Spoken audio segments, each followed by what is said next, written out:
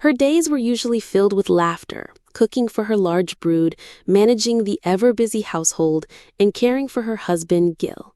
Yet on this particular afternoon, as she stepped down from a ladder in the barn after rearranging some boxes, tragedy struck without warning. One misstep, a slip. The world turned upside down. Kelly Jo lost her footing. Her right foot caught awkwardly on a piece of equipment, and before she could regain her balance, she plummeted to the ground. The sound of the fall echoed through the barn. A sharp pain shot through her left leg, and she immediately knew something was terribly wrong. At first, Kelly tried to push through, thinking it was just a minor sprain. But as she struggled to stand, the intense throbbing in her leg and the unsettling stiffness made her realize this was no ordinary injury. A wave of panic washed over her. How could she care for her children if she couldn't walk? How would she manage the bustling, chaotic life that was her family? The initial shock was soon followed by a surge of resolve.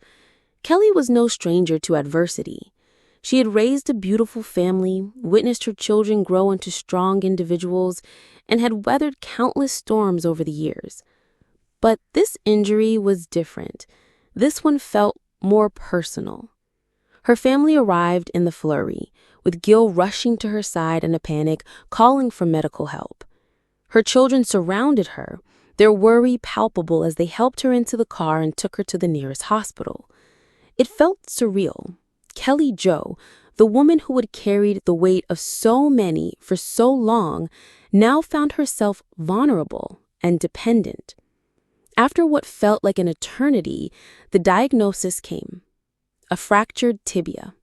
Surgery was required, and Kelly would need several months of rehabilitation to regain full use of her leg.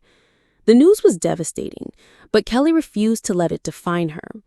As doctors and nurses spoke in clinical terms about her recovery, she focused on what was most important: her family.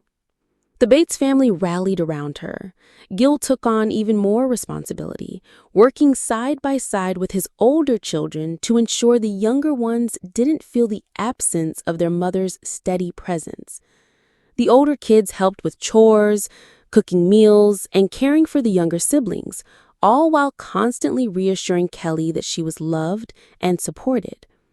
Even through the pain, Kelly found comfort in the overwhelming love that surrounded her. Though the days following her surgery were filled with frustration and uncertainty, Kelly's determination never wavered.